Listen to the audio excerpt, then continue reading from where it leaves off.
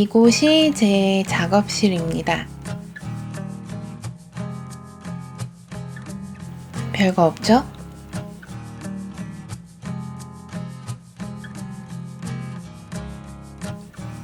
이렇게 앉아서 작업을 시작합니다. 유튜브를 시작한 이유는 제가 교육원 전문반 때 방송국 PD님이 강사셨어요. PD님이 준비하셨던 작품이 편성 불발, 제작 중단되면서 마음이 많이 힘드셨는데 교육원에서 강의 제안이 와서 강의 준비를 하면서 마음을 잡으셨다는 얘기를 하셨었는데 저도 준비하던 작품이 잘 안 되면서 오랫동안 멍하게 지냈었는데 다시 책도 보고 드라마도 보고 새로운 신업도 준비하면서 일상들을 남겨볼까? 뭔가 새로운 게 필요해서 유튜브를 시작했는데 작가 생활이 굉장히 심플해요. 작업할 때 모습도 몇 시간씩 같은 자세고 찍을 게 없어서 유튜브도 쉬었었는데 내가 어떻게 작가를 꿈꾸고 어떻게 시작했는지부터 남겨보자. 그렇게 시작한 처음이 방송작가 되는 법이었던 것 같아요. 앞으로 어떤 내용들로 채워갈지는 모르겠지만 하나씩 채워나가 보겠습니다.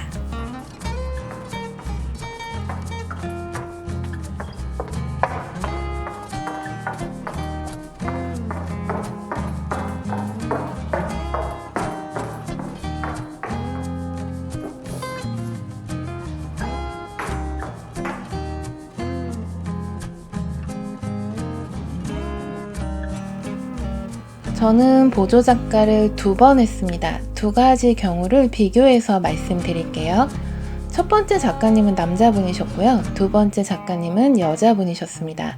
첫 번째는 제가 보조작가 구인 공고를 보고 지원을 했고요. 2번째는 첫 번째 보조작가를 했던 제작사에서 소개를 해주셔서 작업을 하게 됐습니다. 면접은 1대1로 진행이 됐고요. 어떤 드라마를 좋아하는지, 왜 드라마 작가를 하게 됐는지 개인적인 질문들을 하시고 채용을 하십니다. 저는 30이 넘어서 교육원을 다녔기 때문에 보조작가를 하기에 너무 늦은 나이가 아닐까 고민을 많이 했었는데 남자 작가님이 저를 뽑은 이유에 대해서 이야기해 주신 적이 있어요. 채용 공고를 내고 이메일로 이력서를 받는 작업을 했던 드라마 제작사의 여직원분이 나이가 어리셨어요. 그래서 본인과 비슷한 또래의 지원자만 골라서 작가님한테 이력서를 드린 거예요. 보조작가랑 제작사랑 연락을 자주 하게 되는데 보조작가가 나이가 너무 많으면 본인이 불편할 것 같아서였던 것 같아요. 작가님이 이력서를 보시다가 지원자 이력서를 모두 가져오라고 시키셨대요.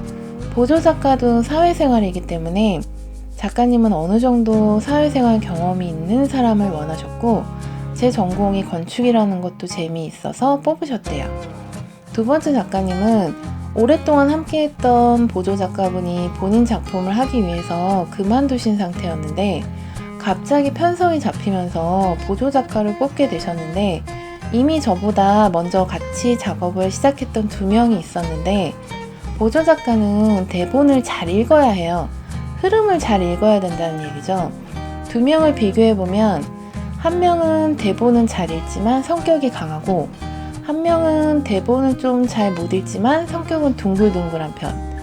작가님과 보조작가도 호흡이 맞지 않았고 보조작가들도 서로 호흡이 맞지 않아서 한 명은 정리하고 한 명은 다시 뽑기 위해서 저를 면접 보신 거였습니다. 저는 누구랑 일을 하게 됐을까요? 대본은 좀 못 읽지만 성격은 둥글둥글한 분과 작업을 하게 됐습니다. 보조작가도 회사 생활과 같아요. 일도 잘해야 하고 분위기도 잘 맞춰야 합니다. 요즘은 작가님들도 기획사에 소속이 되어 있으시거나 제작사랑 계약을 하고 작업을 하시기 때문에 보조작가는 회사에서 채용을 하고 페이를 지급합니다. 저는 100만원 받았습니다. 드라마가 방송되기 시작하면서는 130만원. 밥은 작가님이 사주셨고요. 그 외에 따로 제공되는 건 없습니다. 유튜브 영상을 준비하면서 최근 채용 공고를 찾아봤는데 페이가 오픈되어 있는 모집 공고에서는 180에서 200이라고 쓰여 있네요.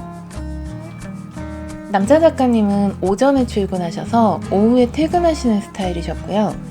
여자 작가님은 보조 작가와 24시간 함께 생활하는 스타일이셨어요. 그러니까 당연히 작가님 생활 리듬에 맞춰서 먹고 자고 일어나서 작업해야 되는 환경입니다. 저는 대학 졸업 이후부터는 독립해서 혼자 살았기 때문에 누군가랑 같이 살고 같이 잔다는 게 너무 불편해서 면접 볼 때 새벽에 일이 끝나더라도 잠은 집에 가서 자면 안 될까요? 라고 물어봤었는데 안 된다고 하시더라고요. 작가님은 옆에 누군가가 있어야 작업이 잘 되는 스타일이셨기 때문에 드라마가 끝날 때까지 나는 지금 해외 연수 중이다. 6개월만 버티면 된다. 이렇게 버텼습니다. 보조 작가도 대본을 쓸까? 작가님들마다 스타일이 있으시겠지만 제가 작업했던 두 분의 작가님은 보조 작가들에게 대본을 쓰게 하진 않으셨어요. 회의를 할 때 같이 고민하고 에피소드에 대한 아이디어는 냈지만 대본은 최종적으로 작가님이 쓰셨습니다. 취재는 정말 어렵습니다. 필요한 자료가 있어서 회사에 연락을 한 적이 있는데 우리 회사가 드라마에 나오나요? 그냥 자문만 원한다고요? 부정적인 반응도 많고 일단 어떤 드라마가 제작되는지 어떤 작가인지 공문을 요청하더라고요. 그래서 제작사에서 작가님 프로필과 제작 예정인 드라마의 간단한 신호를 공문으로 보내서 이런 드라마에 이런 내용이 들어가기 때문에 이런 내용에 대한 자문을 구하고 싶다. 그렇게 취재 허락을 받았었고요. 정말 개인적으로 취재를 하는 건 너무 힘듭니다. 교육원에 다닐 때 아는 작가님에게 질문을 했었어요. 보조 작가를 꼭 해야 작가가 될 수 있나요? 보조 작가를 10년 해도 입봉을 못할 수 있고 보조 작가를 하지 않아도 입봉할 수 있습니다. 이건 개인 선택의 문제예요. 제 개인적인 생각으로는 한 번쯤은 경험을 해보는 게 좋다고 생각합니다. 드라마 작가가 되는 방법은 여러 가지가 있지만 제가 보조 작가 할 때 PD셨던 분이랑 계속 친분을 이어왔고요. 그래서 저한테 이런 작품을 생각 중인데 저한테 신호를 써보라고 제안을 하셔서 준비를 했었는데 편성이 마지막에 안 됐네요. 여러 가지 기회들이 생길 수도 있고 당연히 배우는 것도 많기 때문에 한 번쯤은 해보시는 걸 추천합니다.